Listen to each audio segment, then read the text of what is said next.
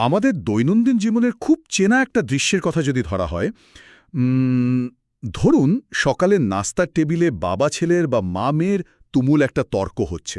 হ্যাঁ, প্রায় সব বাড়িতেই তো এমনটা দেখা যায়। একদম।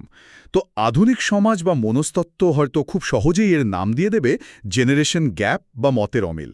কিন্তু আমরা যদি বলি যে এই তর্কের শুরুটা আজকে সকালে হয়নি, বরং এর বীজ বোনা হয়েছিল হাজার হাজার বছর আগের অন্য কোনো জন্মে, অবিশ্বাস্য মনে হলেও কনসেপ্টটা কিন্তু সত্যি ভাবিয়ে তোলার মতো। তাই না?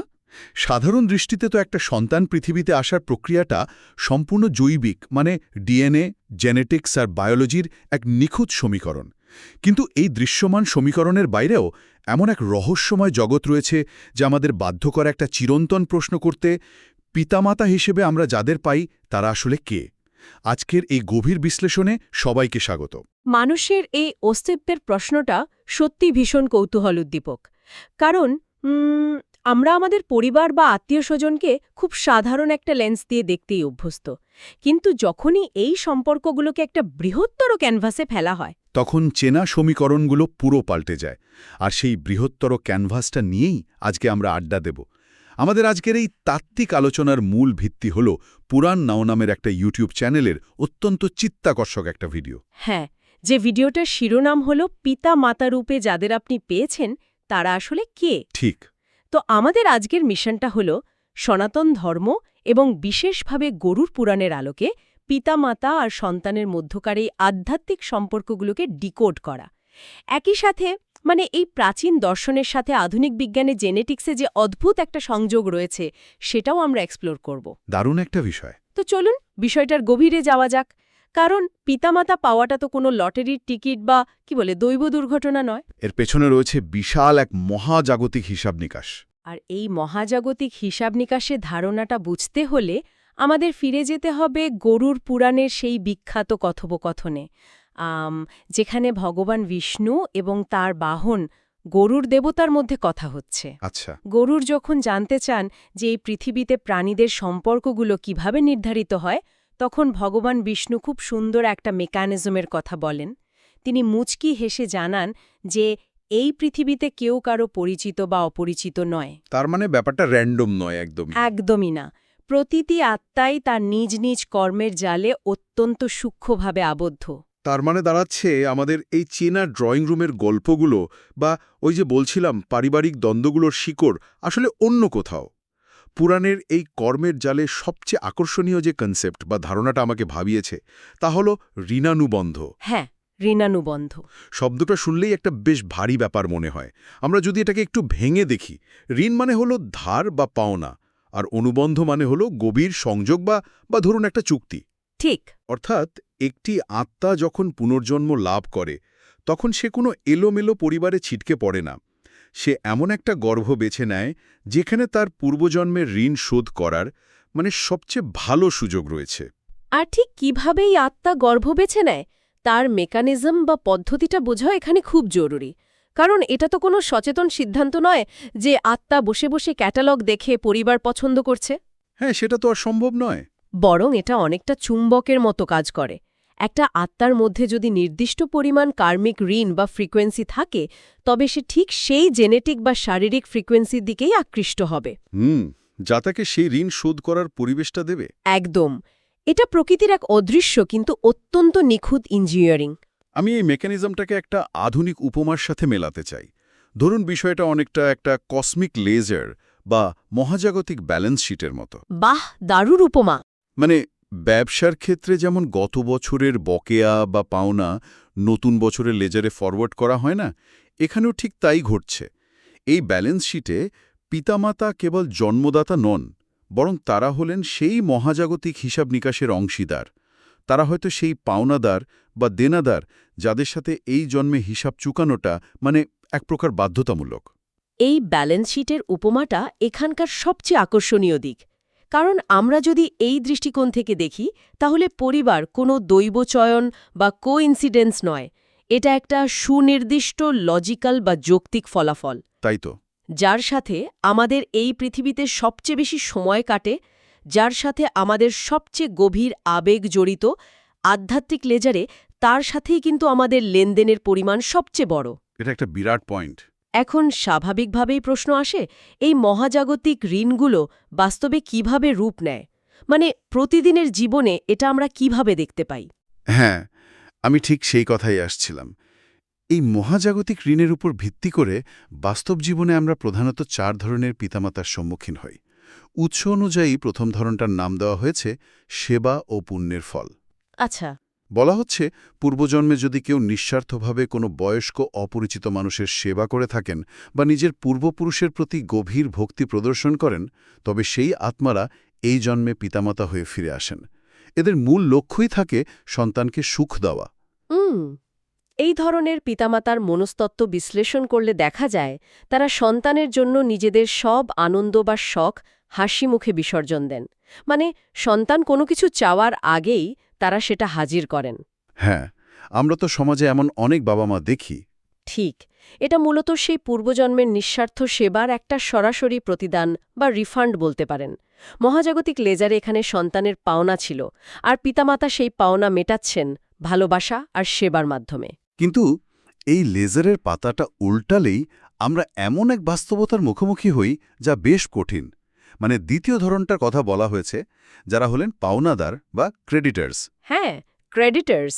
কনসেপ্টটা অনেকটা ব্যাংকের ইএমআই দেওয়ার মতো।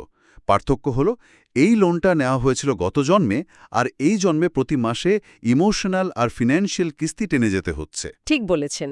পূর্বজন্মে যদি কারোর সম্পদ আত্মসাৎ করা হয়ে থাকে বা ধরুন ঋণ নিয়ে শোধ না করা হয়, তবে তারা এই জন্মে পিতামাতা হয়ে সেই পাওনা আদায় করতে আসেন। আর জানেন তো, এই পাওনা আদায়ের প্রক্রিয়াটা মানসিকভাবে অত্যন্ত যন্ত্রণাদায়ক হতে পারে।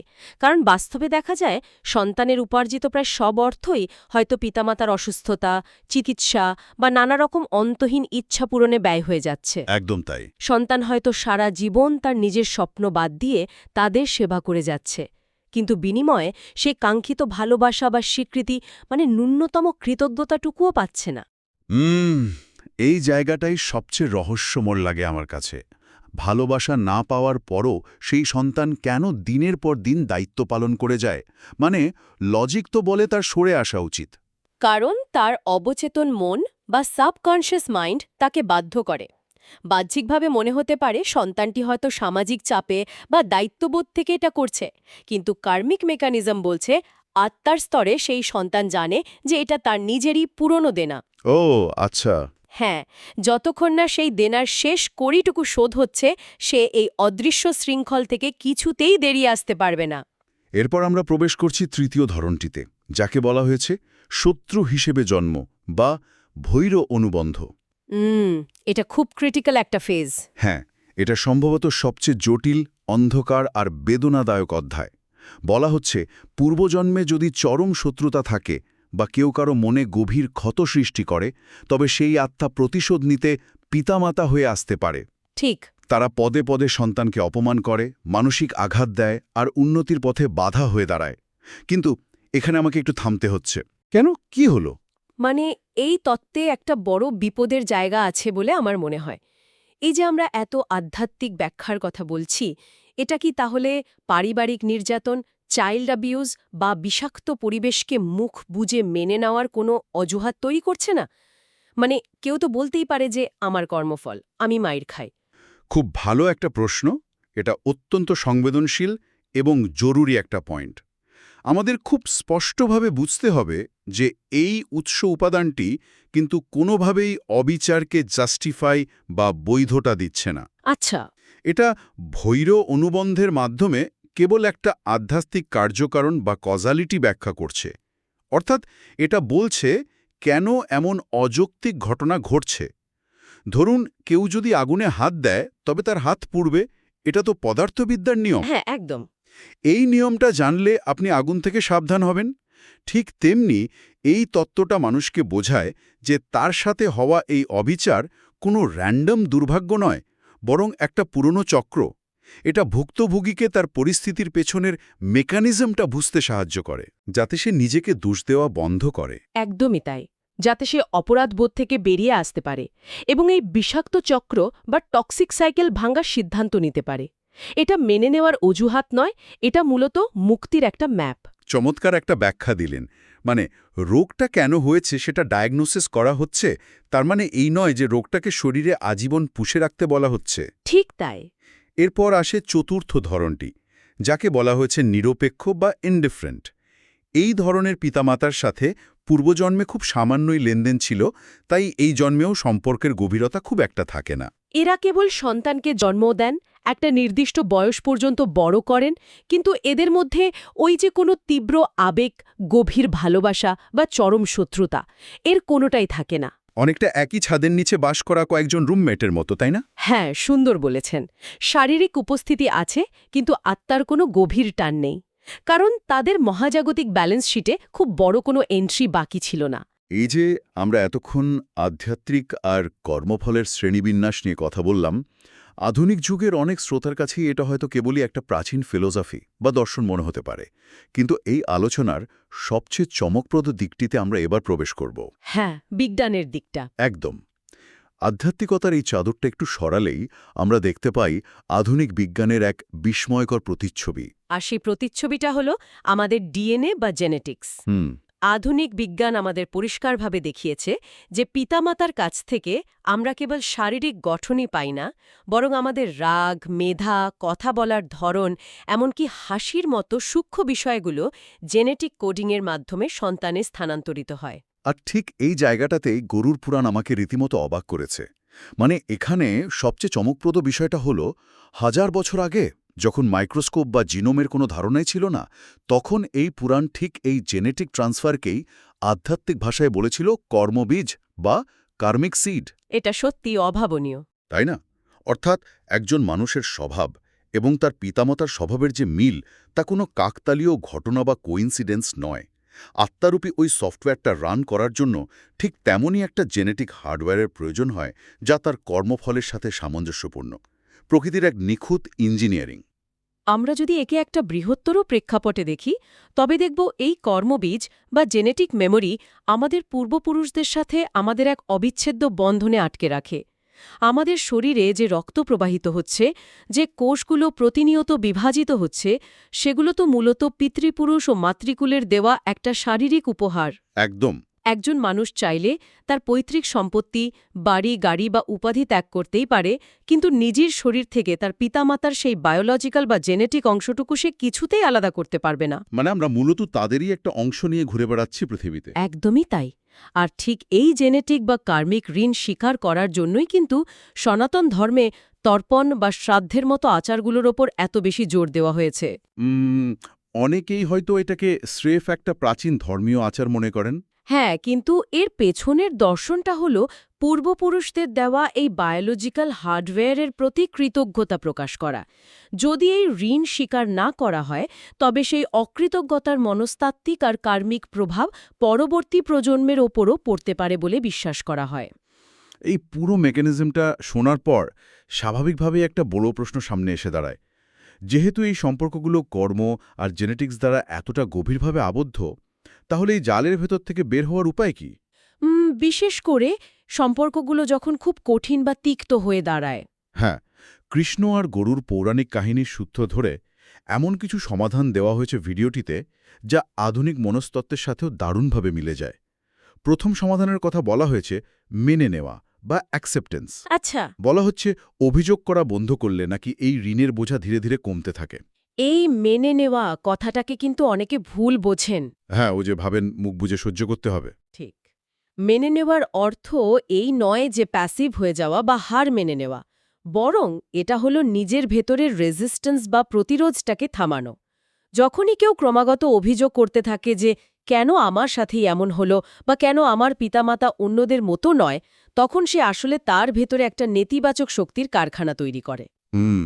কথাগুলো খুব সত্যি। বাস্তবতাকে স্বীকার করে নেওয়ার অর্থ হল এই অভিযোগের ইঞ্জিনটাকে বন্ধ করা।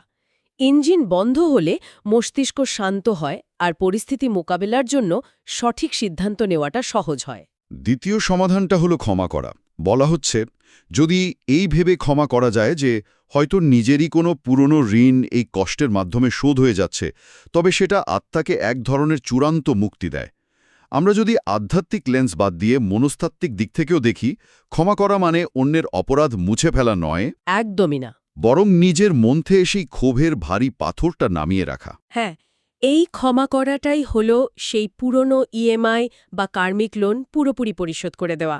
আর তৃতীয় যে সমাধানের কথা বলা হয়েছে তা হল অধর্ম না করা, মানে অর্থাৎ নিজের আত্মসম্মান এবং সীমানা বজায় রেখে নিজের দায়িত্বটুকু পালন করে যাওয়া। আঘাতের বদলে যদি আমরা আবার আঘাত করি, তবে আমরা আসলে ঋণ শোধ করছি না, বরং নতুন একটা ঋণের খাতা খুলছি। এই পয়েন্টটা আমার খুব প্রিয়, কারণ অনেকেই আমাদের সমাজের একটা বহুল প্রচলিত বাক্য ব্যবহার করেন, মাতৃদেব ভব পিতৃদেব ভব, অর্থাৎ পিতামাতাকে দেবতার মতো সম্মান করতে হবে। কিন্তু তার মানে এই নয় যে অবিচার বা নির্যাতন হলে তা অন্ধভাবে মেনে নিয়ে নিজেকে শেষ করে দিতে হবে। একদম সঠিক কথা। আত্মসম্মান বজায় রেখে নিজের বাউন্ডারি সেট করে দায়িত্ব পালন করাটাও ধর্মেরই অংশ। কারণ আগুনে পুড়েই যেমন সোনা খাঁটি হয়, মানুষও এই কঠিন সম্পর্কগুলোর মধ্যে দিয়ে গিয়েই নিজের সর্বোচ্চ পরিণতি লাভ করে। আপনি যে পরিণতির কথা বললেন, এটা একটা অত্যন্ত গুরুত্বপূর্ণ প্রশ্নের জন্ম দেয়।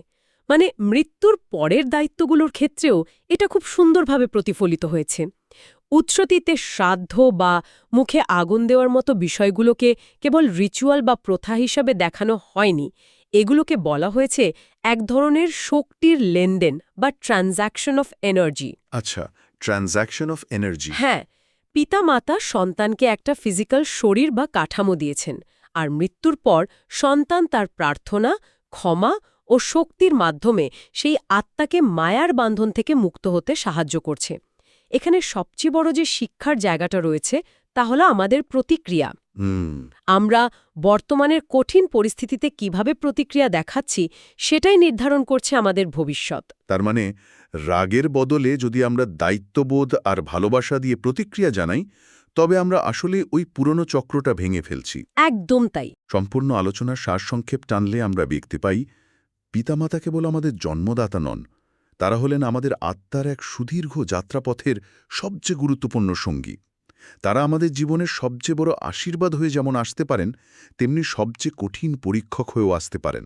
হ্যাঁ, তারা মূলত আমাদের জীবনের একজন গুরু। আর এই গুরুরা আমাদের কেবল বইয়ের বিদ্যা শেখান না, তারা আমাদের শেখান ধৈর্য, ক্ষমা, নিঃস্বার্থ ভালোবাসা এবং একই সাথে নিজের আত্মসম্মান রক্ষা করার সবচেয়ে কঠিন পাঠগুলো। এই আলোচনাটা শোনার পর আমাদের দৈনন্দিন জীবনের সাধারণ ঘটনাগুলোকে আর নিছক সাধারণ বলে মনে হওয়ার কোনো কারণই নেই। একদম। এটা পারিবারিক সম্পর্কের প্রতি আমাদের দৃষ্টিভঙ্গি সম্পূর্ণ বদলে দেয়। এটা আমাদের বাধ্য করে এক মুহূর্ত থেমে ভাবতে যে আমরা বর্তমানে আমাদের পরিবারের সদস্যদের সাথে যে আচরণ করছি তা কি শুধুই একটা সামাজিক সম্পর্ক রক্ষার তাগিদ, নাকি এটা মূলত একটা মহাজাগতিক ঋণ পরিশোধের সুদীর্ঘ আর জটিল প্রক্রিয়া। সত্যি ভাবলে অবাক লাগে যে আমাদের প্রতিদিনের ছোট ছোট মুহূর্তগুলো কিভাবে বৃহত্তর মহাজাগতিক মেকানিজমের অংশ হতে পারে। সবশেষে একটা প্রশ্ন রেখে আজকের এই গভীর বিশ্লেষণ শেষ করা যায়, যা হয়তো আমাদের অনেককেই নতুন করে ভাবাবে। হ্যাঁ, বলুন। যদি সত্যিই আমাদের বর্তমান প্রতিটি প্রতিক্রিয়া, প্রতিটি হাসি বা প্রতিটি রাগের মুহূর্ত মহাজাগতিক ঋণের কোনো নতুন খাতা তৈরি করে, তবে আজ সকালে পরিবারের সদস্যদের সাথে আমাদের যে খুব সাধারণ কথা কাটাকাটি হলো, কিংবা ধরুন একসঙ্গে বসে চা খাওয়ার সময় যে হাসি ঠাট্টা হলো, তাকে আমাদের অজান্তেই এমন কোনো ভবিষ্যতে স্ক্রিপ্ট লিখছে যা আমরা এই মুহূর্তে কল্পনাও করতে পারছি না। হয়তো আমাদের আজকের প্রতিটি ছোট কাজ, প্রতিটি শব্দই সেই রহস্যময় কসমিক লেজারের একটা নতুন এন্ট্রি। ভাবার মতো বিষয়, তাই না? আজ এ পর্যন্ত।